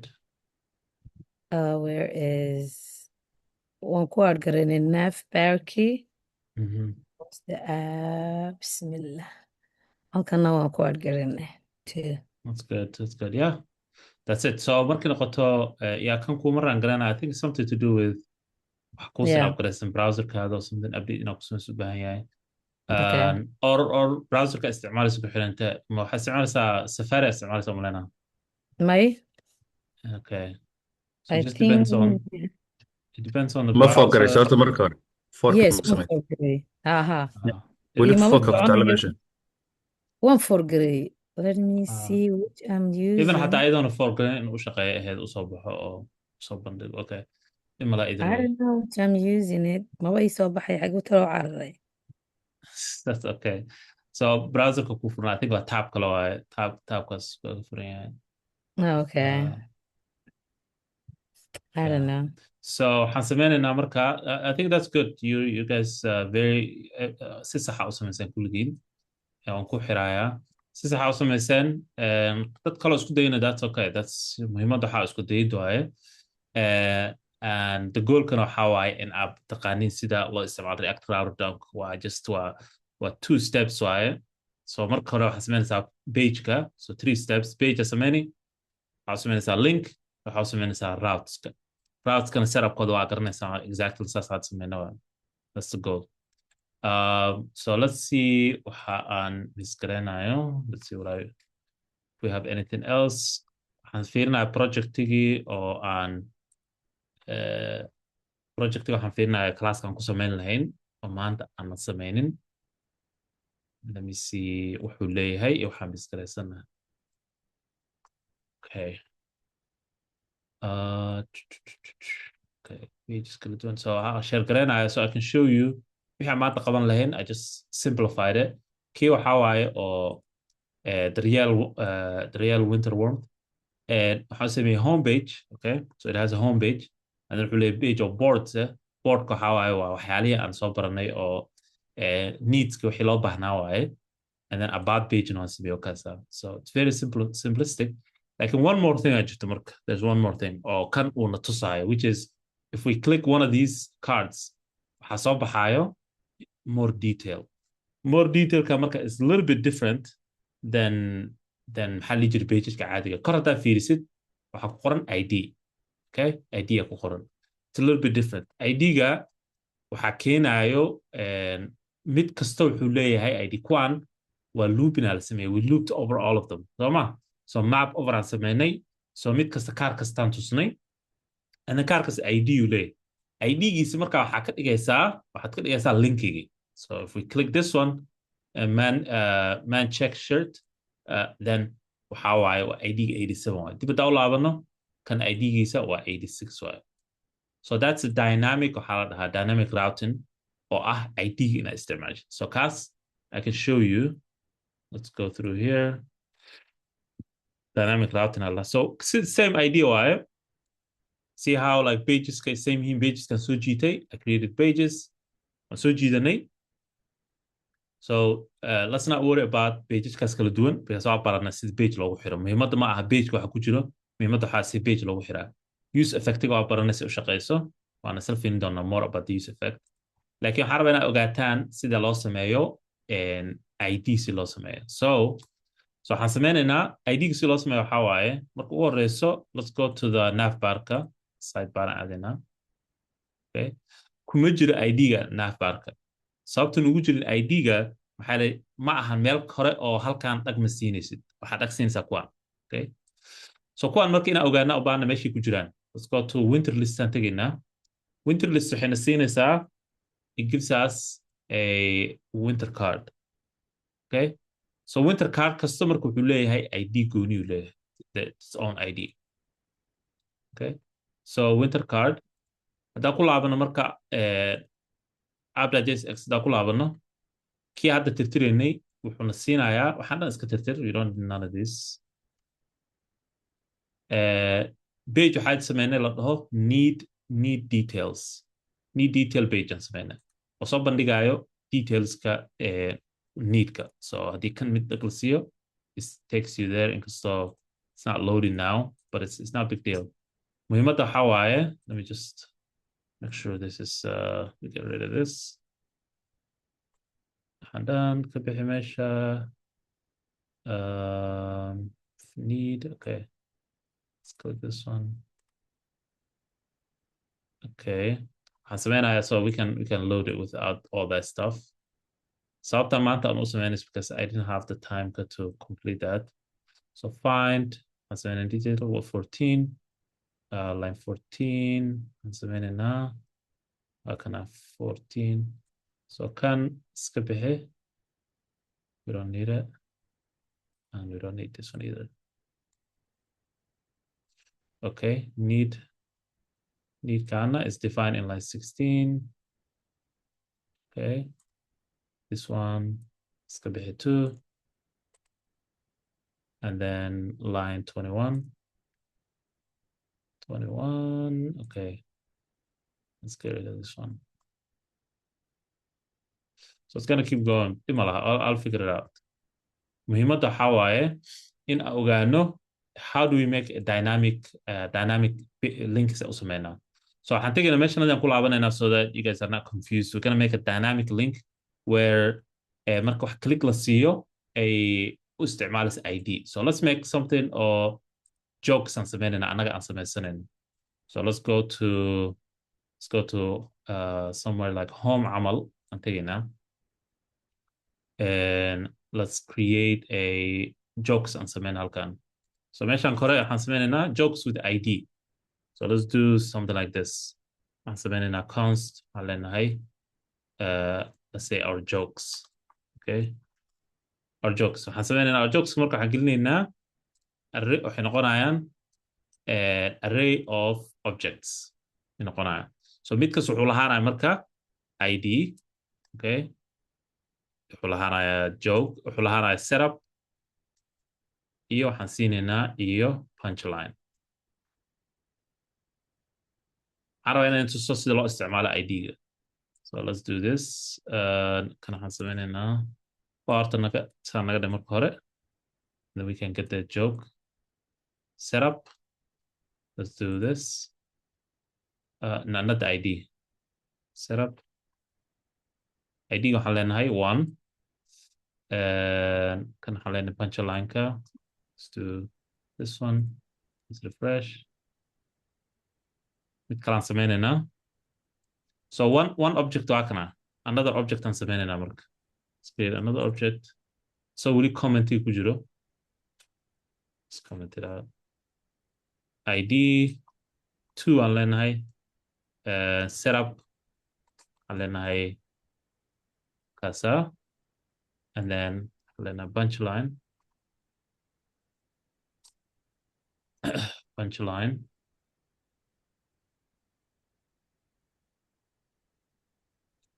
Punchline can create another bathroom. Where does bathroom? Okay. So let's do 3 and let's do 3. You can copy it now. Gonna paste it. And then we're gonna say, how do you fix broken pizza? Can trick with a tomato paste. Okay, that's all behind. Then our software I can. All right. So hi Sana, and this one can I get them on here? This one, comma. How do I need to see the page looga dynamic routing? Dynamic routing is shaqeeya. Dynamic routing waxa waaye in only ma aha link halkan kor in ku yaalo ma aha laakiin haduu yahay like ID haduu leeyahay. So let's say عمل حرب أنا سمينا مركا مد هايو show page waxaan sameynayna dhahayo show joke .jsx show joke like wuxuuna tusaya joke yuna tusaya and then let's do this basic show joke sidoo kale this one and then that's it. So okay, let's give it at that. waxaan tegaynaa inta soo jiidanaynaa import show joke from pages / show joke. Good. So now show joke marka kuma jiraayo listigan kuma jiraa kuwan kore waxaa la dhahaa waa tab navigation aa la dhahaa ma noqonayo show joke ma noqonayo marka kaas waxaan sameynaynaa show joke actually انت ما ماشي kusoo jiidina waxaan kusoo jiidina home never mind home aan kusoo jiidina home waaya meesha rabnaa home so home ka waxay noqonaysaa meeshii maxaa la jiray parent component u noqonaysaa. Good. So show joke ana xarna markii aan u dirno jokes kan or jokes in u dirnaa marka waxaan sameynaynaa state. Let's do const. Let's do, so we cannot call it our jokes. So let's call it something like kaftan. Set kaftan. And then I use state. And our jokes.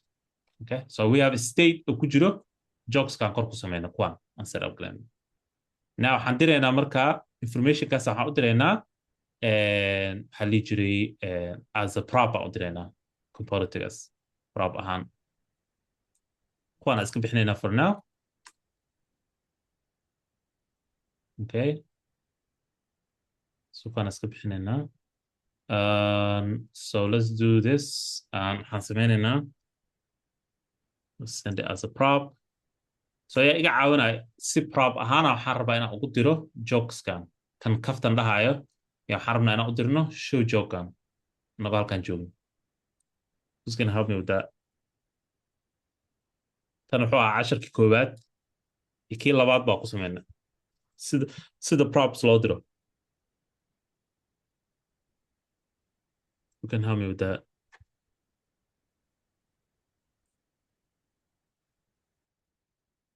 Anyone?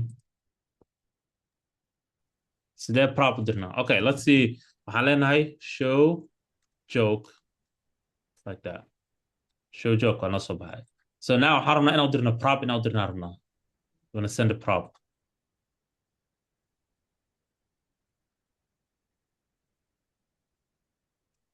I think child name kama lagu daraya. Okay, so one thing we can do is so waxaan rabnaa kanaan diraynaa kaftan kanaan diraynaa laakiin waxaan rabnaa we actually wanna loop over this one inaan looping ku sameynaa rabnaa. Waxaan rabnaa inaan soo tusno jokeska titleadooda intaan ka soo bixinaa rabnaa. So qofka inuu set upka click siiyo kabacdi component kala soo load gareysmayso waxay tusaysaa punchline-kii. So what we do is we're gonna loop over. Okay, so yeah iga caawin karo looping overka. So kan intaan gelinin ba actually let's do mapping. waxaan map gareynaynaa kaftan. How do we map over it? Kaftan.map.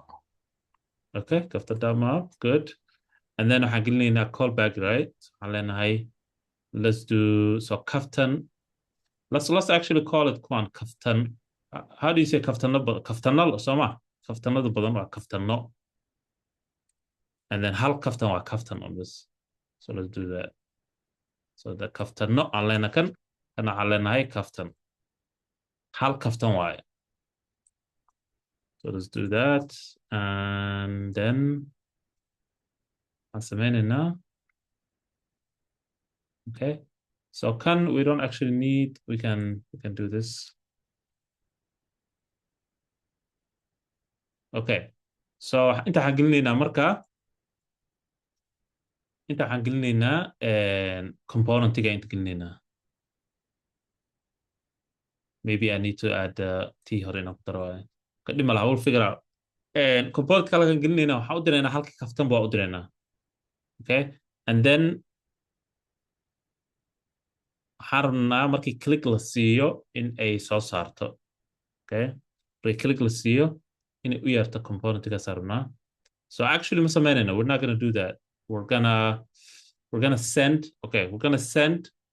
kaftanka waxaan u diraynaa waxaan isticmaalaynaa show joke aan isticmaalaynaa si aan ugu dirno kaftanka. So markii la aado something like let's see inta tagno marka inta tagno waxaan rabnaa something like this kaftan/1 saas markuu dhaho waxaan rabnaa inuu soo bandhigo kaftanka inuu soo bandhigo. So let's go back to halkan kana fiirinaya. Let me just check habka u set up garayna kan. We said routes we need actually don't that's not a big deal. Elements and then waxaan sameynay need detail. Okay, and then routes markaan set up garaynay we give it ID. Okay, ID ga u yeeraynaa and then need details kan iyo waxay u baahan tahay. Okay, I think I get the idea. Okay, so waxaan sameynaynaa actually we're not going to do mapping, never mind. We're not going to do map. So there's an easier way loo sameeyo. So kan waxaan sameynaynaa waxaan u diraynaa kaftanka waxaan u diraynaa waxaa la jiray kaftanadii oo dhan u diraynaa. So let's do this. waxaan leenahay waxaan ka wadaa show joke يعني waxaan u diraynaa all the kaftans so waxaan leenahay kaftanno is equal to kaftanno. I'm doing this on top of my head so I didn't memorize it yet. So kaftanno u diraynaa and then now showgan yaa wuxuu sameynayaa asaga noo render garaynaya. So habka u render garaynaya waxaa waaye inta horta marka hore inaan kasoo jiidano waaye. Let's do kaftanno. Kan muxuu ahaa?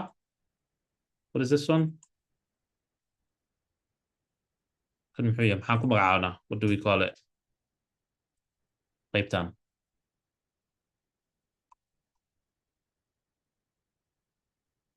We need to use waxaan isticmaalaynaa waxa la dhaho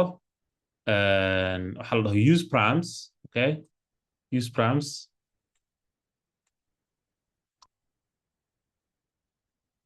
to get the ID and show, and then to get the ID and show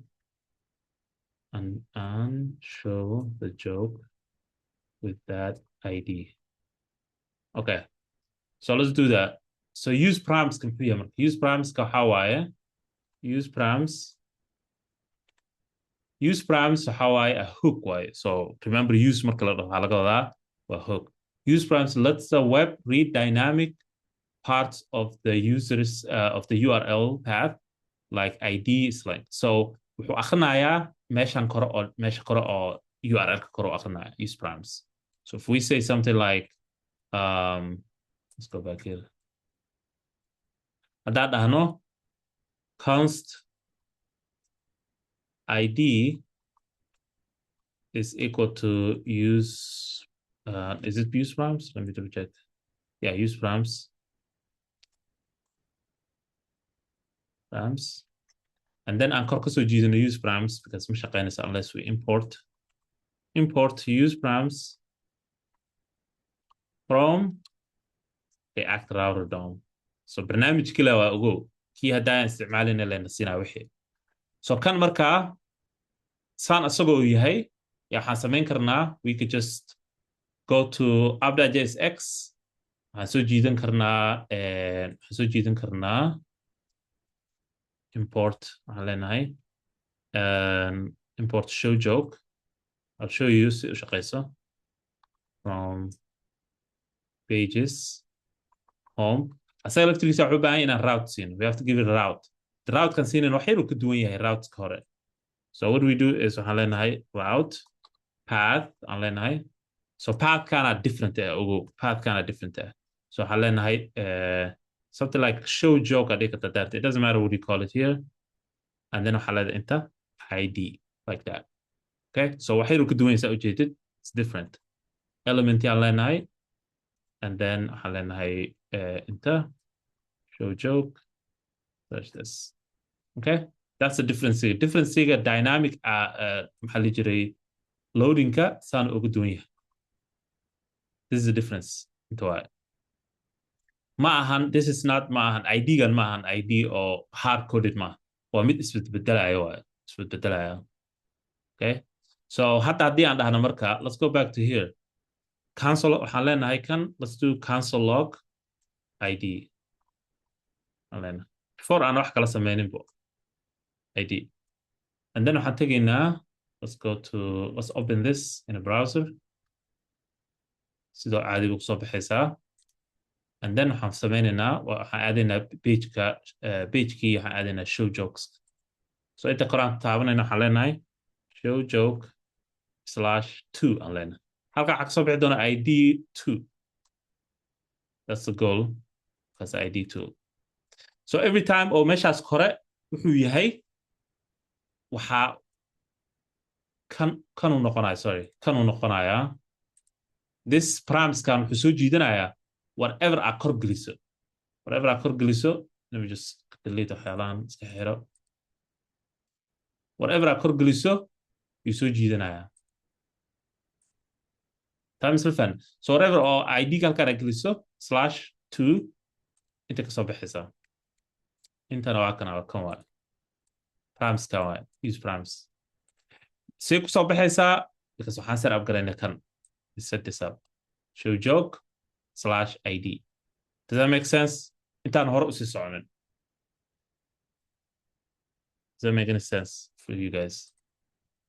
use parameters waxay noo soo jiidaysaa parameterka waa maxay parameter waxa waaye waa url-ka korkiisa waaye waxa ku jiro after the url-ka dhammaadkiisa waxa ku jiro waaye parameterska kaasay noo soo jiidaysaa xogtaasay noo soo jiidaysaa okay does that make sense any question about that sida id-ga aan kusoo jiidanayno how are we getting the id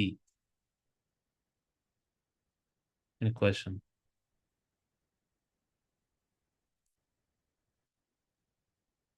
okay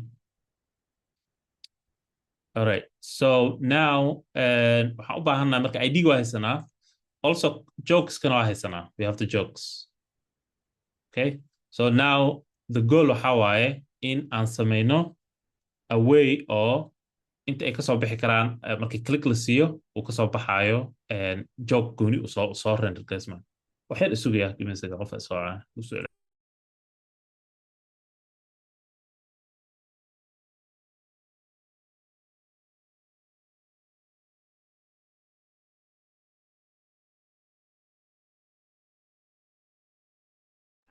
all right misla fahantaas any question primes kan si u shaqeyso so hadda id ga waa haysanaa we have the id so the next step waxa waaye use the id to filter the joke to show okay id-gan oo noo soo baxaya isticmaalaynaa kaftanadaan aan filter garaynaynaa si aan u tusno kaftan gooni ah okay does that make sense okay there's a different ways oo also sameeyo I mean one way would be like in aan mapping sameyno and then aan sameyno markii click la siiyabo uu mid cusub soo baxo joke gooni soo baxo then we show the joke on the side or something like that aan tus karnaa there's multiple ways loo sameeyo but marka ugu horeyso we have to filter through it so what do we do is we go here we say something like const alenahay current joke alenahay is equal to and then kaftan no dot we could use something like filter amal استعمال karnaa ama we could use find either one is fine let's use find actually waxaan isticmaalanaa kan oo inta ku isticmaalayo let's see find waya so saan camal aad samaynaysaa you do something like this find and then waxaa raadinaysaa midka aad rabtid so inta waxay noqonaysaa kaftano and then instead of id this would be need id this would be just id okay so current joke we can display markada go here view word wrap okay so in here let's cancel out markore current joke and then current joke all right let's go here refresh online what's adding now let's see current waxba nooma soo baxayan which is okay needs kan waa qaladka no not that one sorry this one's wrong can I go there kaftan find item.id okay so moon raadinin and then id2 okay I think the problem ko how because we have to put this id number in and ignore it so I have to do something like this maybe let's check that out does that make sense yeah that's all we needed okay so dan ku laaban inta hadda waxaan sameynay any confusion all I did was waxaan isticmaalay find method waxaan loop gareeyay aan raadiyey kaftanadii aan samaysanay kaftanadii aan samaysanay waa kuwaan waaye mid kasta id gooniyu leeyahay id 1 2 3 waxaan sameeyey marka waxaan raadiyey waxaan iri kaftanada looping ku samee waxaa heshaa joga id-giisa uu yahay kan oo primeska aan joogno so kana primeska 2 aan joogna soo ma so joke 2 noo soo bixina haddaan 3 tagno if we go to 3 it's gonna find joke 3 does that make sense Any question? So dynamic lagu sheega waxa waaye, all you have to do is route kana u samaynaysaa, okay? And then meesha kusoo render garaynayo componentiga siinaysaa, kabacdi meeshaas waxaa siinaysaa ID-gii oo primeskaa kasoo jeedatay, filteraa ku samaynaysaa, and then now we can show jokers, so we could do something like, we could do, I don't think we need to set on state, we could do something like, and they can now current joke dot setup, something like that. Current joke dot setup.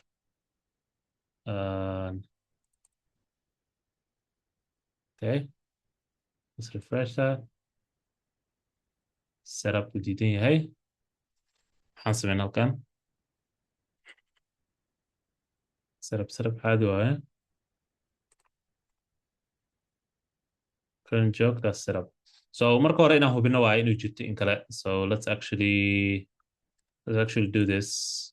waxaan leenahay inta, you could do something like this. Adii kartaa current joke and adii kartaa and current joke dot setup like that. So haddii aan tagno inta show joke /2 haddaan tagno inta waxaa kasoo baxaya setupkii. See, that's the setup.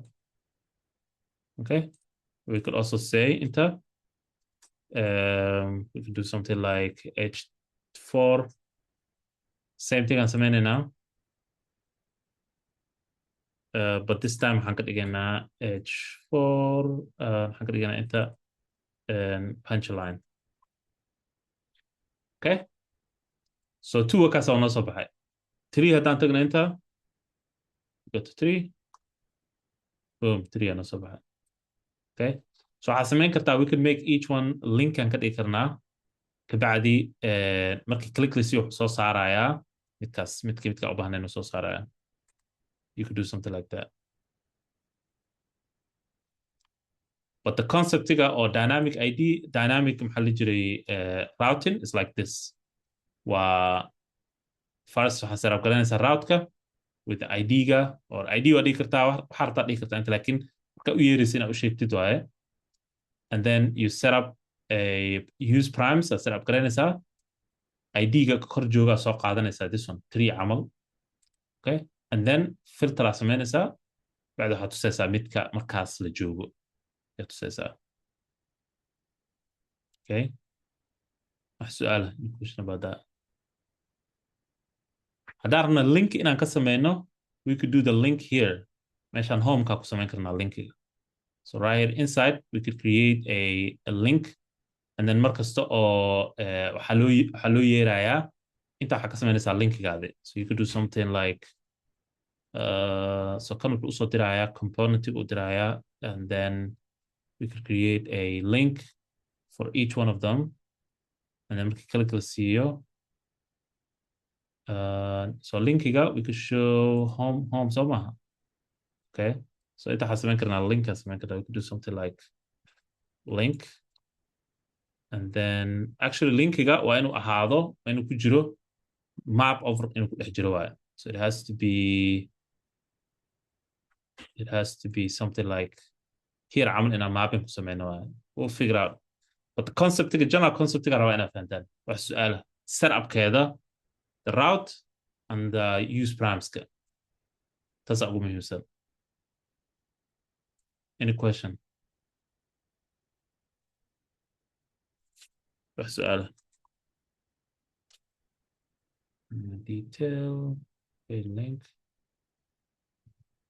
wax su'aala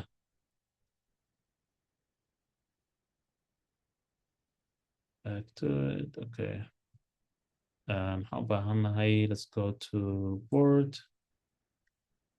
Okay, link kan link kuma jiro. Let's go to home, browse board. Okay, waxa baan check garaynaya, but just let me know if you have a question. Just checking something. Any question? all right. Okay, so assignmentiga waxay noqon doontaa insha Allah something very close to waxa hadda sameynay. So waxaad sameynaysaa pages, waxaa u yeeraysaa API call, waxaad sameynaysaa use effect isticmaalaysaa, and then dynamic route inaad sameyso waa laga yaabaa. That could be something or stretch goal uu noqon karaa. So that would be it. And then maxaa la jira AI assignmentiga waxaa kasii shaqeynaysaan barnaamijkii kulankiyaa sii badinaysaan. Waxaan rabaa inaad ku dartaan eventska. So habkii eventska loogu dari lahaa. How do you add an event to the pageka? So kana raacaysaan pagekan. Inaad event ku dartaan, in aad ku dartaan discovery oo qofka inuu searchka ka raadin karo eventska, iyo RSVP oo qofka inuu dhihi karo waan imaanaya camal. U dhihi karo qof kale oo micnaha aan eventiga ku jirin inuu dhihi karo imaan karaa. So waxyaalahaasaa ku daraysaan insha Allah. Okay. Assignment-tigana waan la soo socodsiinaa. Weli ma dhammaystirin. I didn't finish yet, but I will let you know inshallah markaan dhammaystiro. Waan idiin soo diraya. Any question? Okay. Let me take a quick attendance aan qaadaya. So final attendance. Okay. Log me out. Log back in. So attendance-iga, keep in mind, attendance-iga we're keeping it serious this time. Waxaan rabnaa in qof kasta uu imaado. So marka horena waan qaadanaa bilaab, dhamaadkana waan qaadanaa. Qofka haddii dhamaadku tago, that means waa half missed waaye. So 2 of them were 1 full miss or misgrade bahashan. Okay? So just keep in mind inshallah. So let's see, we don't have Taqadir. So say percent. Okay, Ahmed is here. Ahmed is here. Farhia, she's excused. Okay, Fathia is here. And then let's see. And Hamza is here. Hamza is here. Idris not here. And then what else? Not here. Yeah, Khaled and Imran is here. Rawajuga, present. Kafir is here. Kafir is not here. Present. Okay, Mahat. Is Mahat here? Mahat is not here. Oh, Mahat's here. Sorry. Aman waa joogaa. Waa joogtaa. Okay. Mariama way joogtaa. Sabrine. I don't see Sabrine. I think she left. Sabrine absent, and then Salman absent. Umayma is here. Okay. Intaasaan ku ekeysiinayna insha Allah. Hadduu ilaah yiraahdo waxaa samaysaan soo dadaala, assignment iska soo dira, casharadu way sii soconayaan. So make sure inaad iska soo dirtid kuwii hore, labada assignmentii hore oo micnaha react, midda kalena waa idiin soo diraya insha Allah. Insha Allah waqti hala geliyo. Khayr adiin rajeyna. Assalaamu calaykum waraxmatullahi wabarakatuh.